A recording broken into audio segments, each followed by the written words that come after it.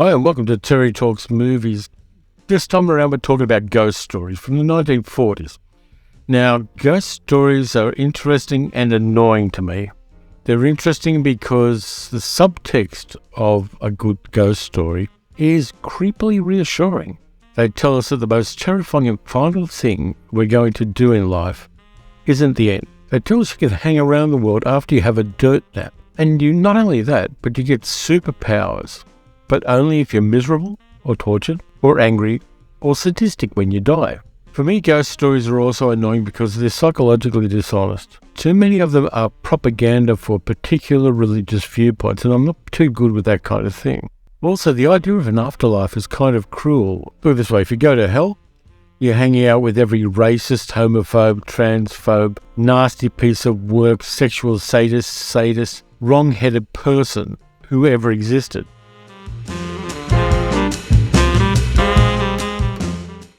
Not a good place to be.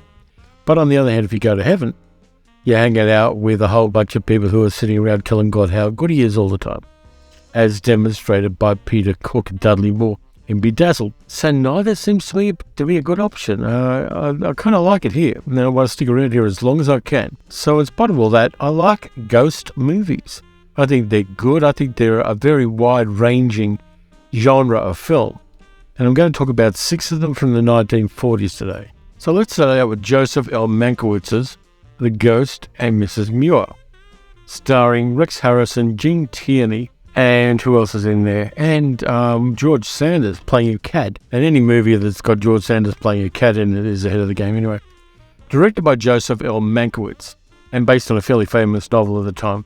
The story of a widow played by Gene Tierney who has a daughter played in her younger years by Natalie Wood as a child, who move into an old house by the sea which was once owned by sea captain Daniel Gregg, played by Rex Harrison.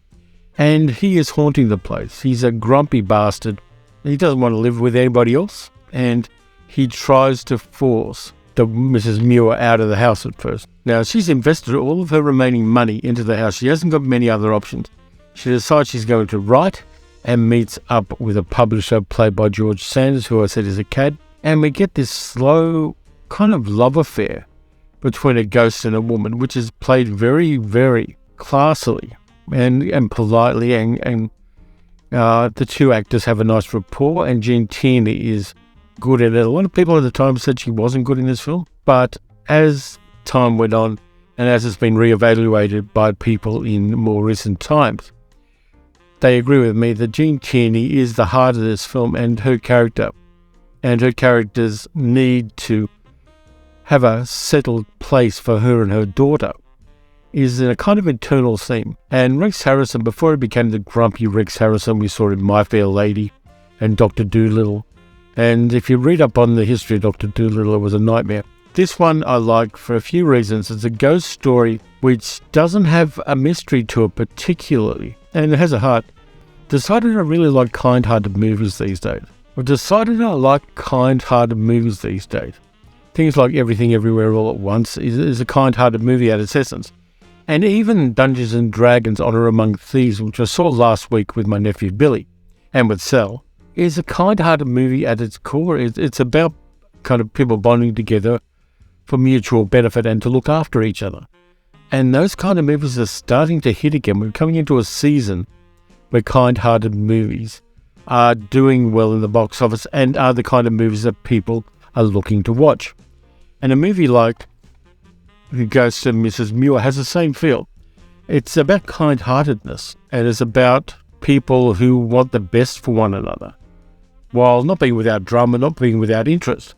Still, that kind of kind-heartedness, in a time when we have become totally disgusted with people who are the opposite of that, both politically and in movies, in our fiction, and in any number of other ways, and in real life. We really have turned toward movies that are a little bit nicer without being watered down or dismissive or saccharine in any way.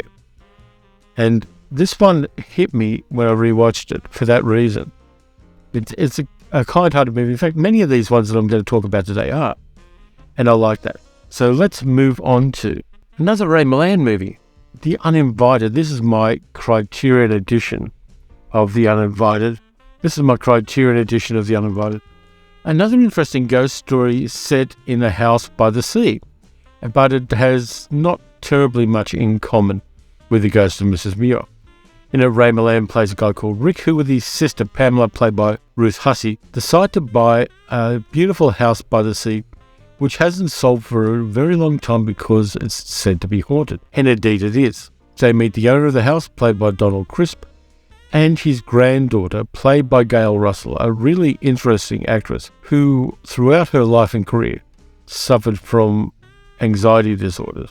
She was really good in 7 Men From Now as well with Randolph Scott, but she plays a young woman whose parents own the house and who hasn't been allowed to go into the house since the death of her mother and her father's model. Her father was an artist who had a very odd relationship with the mother and with the father. And there is also another character played by Cornelia Otis Skinner who reminds me a lot of Mrs. Danvers from Rebecca.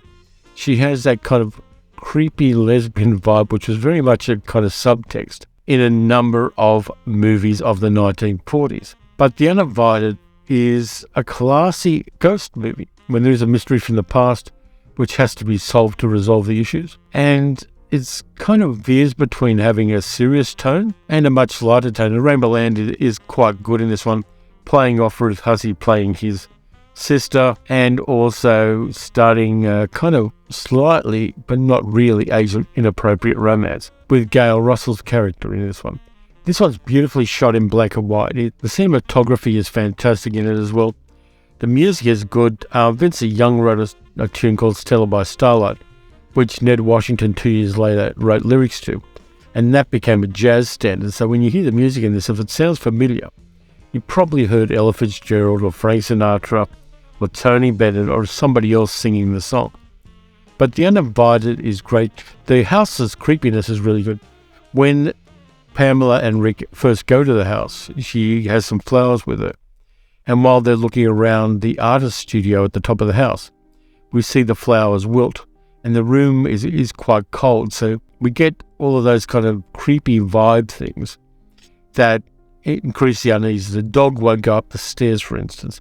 So they build indirectly the ghosts. And we didn't see the ghosts in this one. We see kind of smoky apparitions travelling around the rooms. They're helped by a local doctor, played by that interesting character actor Alan Napier, who ended up playing Alfred in the Batman TV series 2 decades later. And he's quite good in there as well as a kind of local GP, general practitioner, who is intrigued by the mystery and is also really caring of his patients. So this one, again, if you haven't seen it, you should. Trying to work out what genre it is. It's a ghost story, but it's not necessarily a horror story. It's a mystery story, but it's not only a mystery story. It's a bunch of different things, and it really delivers the goods. The third one I've got for you is A Place of One's Own from 1945, a Gainsborough picture made in England, which has some really odd casting because James Mason is playing a character 20 or 30 years older than James Mason actually was at the time, as indeed is Barbara Mullen playing his wife. He plays a man called Smethurst, who's from the north of England and has made his money and decides he's going to buy a nice country house in the home counties and settle down for his retirement there with his wife. They hire a companion for his wife, a young woman called Annette, played by Margaret Lockwood, and move into this house. They invite the local gentry over and have parties. They meet a young doctor played by Dennis Price, a doctor called Selby. This is before Dennis Price started playing those kind of loose and campy characters that he played in later cinema. This is a leading man role, or at least an ingenue leading man role. So the Smethursts settle down with Annette, but things are getting a bit creepy.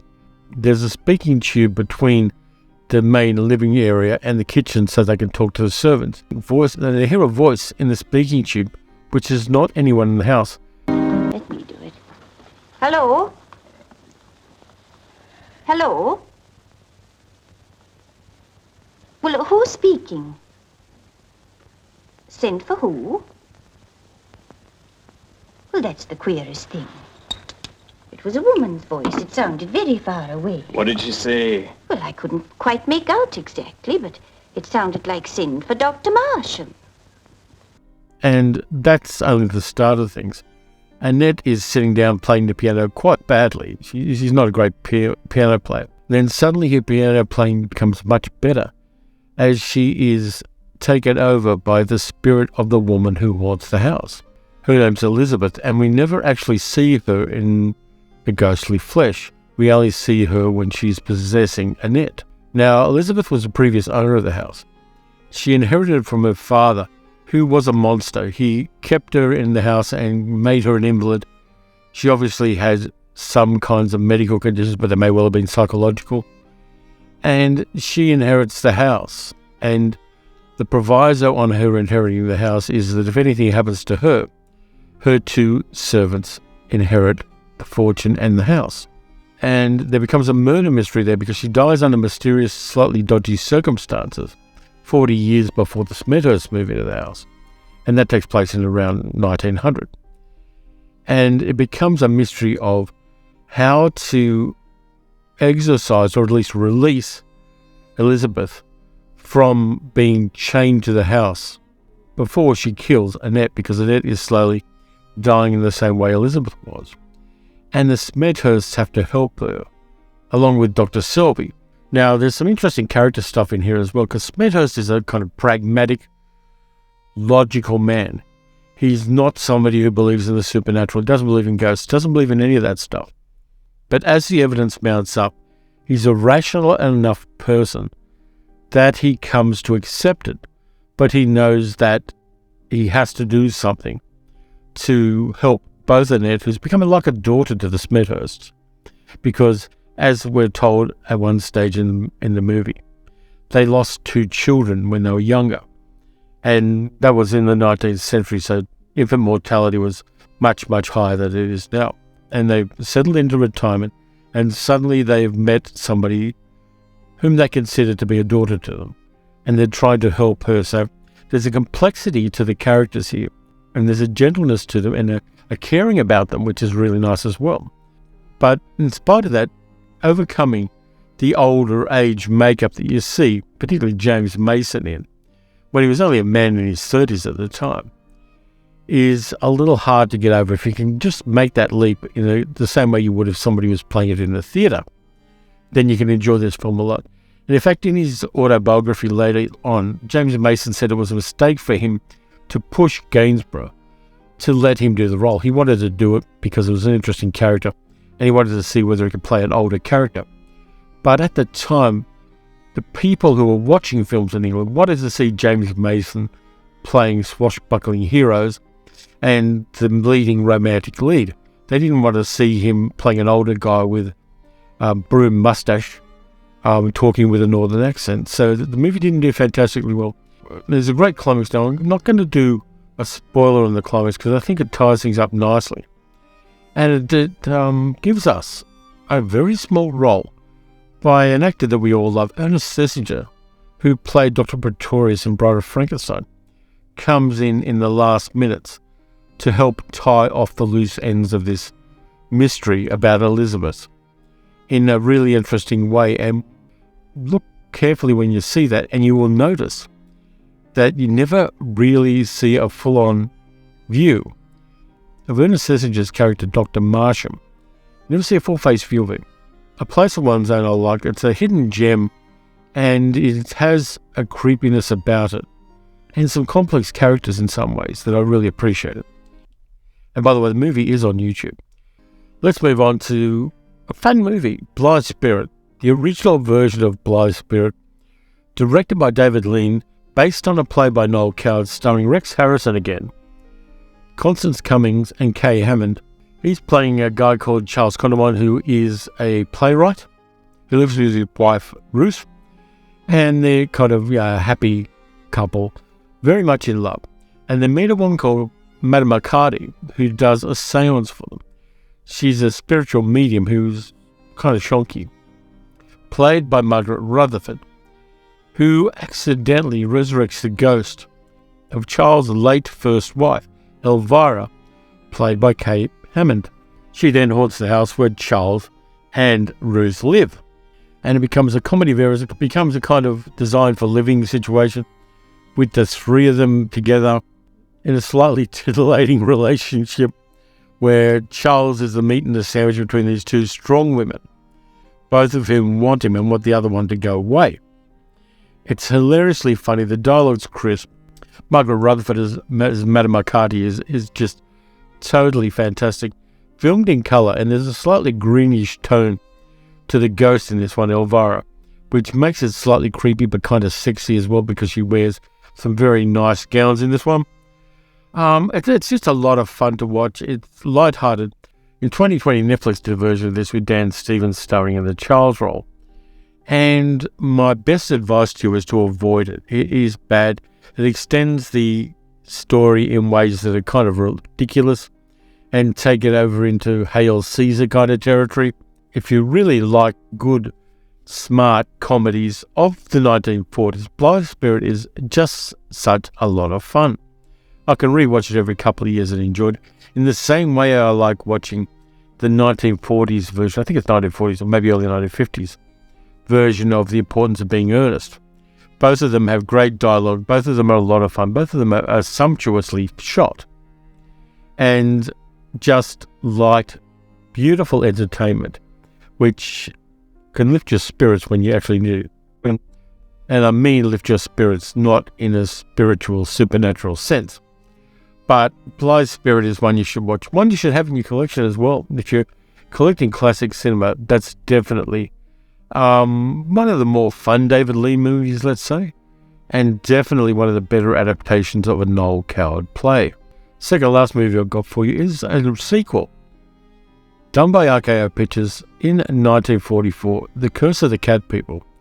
The sequel to Cat People, the original one, directed by Jacques Tourneur, produced by Val Lewton. This one is a bait and switch in a sense. The studio and the audience were expecting more of the cat people that you see in the first one. It turns out to be about a young girl and her imaginary friend who happens to be Irena from the first movie of Cat People. In the movie, we get the same lead male character, Ken Smith, playing a guy called Oliver Reed, which I know Oliver Reed, but he has married his assistant, Amy, played by Ann Carter, and they've settled down. They've had a little daughter called Alice, who is troubled and is having these hallucinations about an imaginary friend called Irena. I'm not going to spoil this one any more than saying that, but I love the way it's shot. It was partly directed by Robert Wise, who came in when the original director, Gunther von Frisch, wasn't working fast enough for RKO's schedule. But I like the mood in this one. I like the fact that is it a ghost story, or is it just somebody with an imaginary friend, and how much of a coincidence is it that the imaginary friend is the father's ex-girlfriend?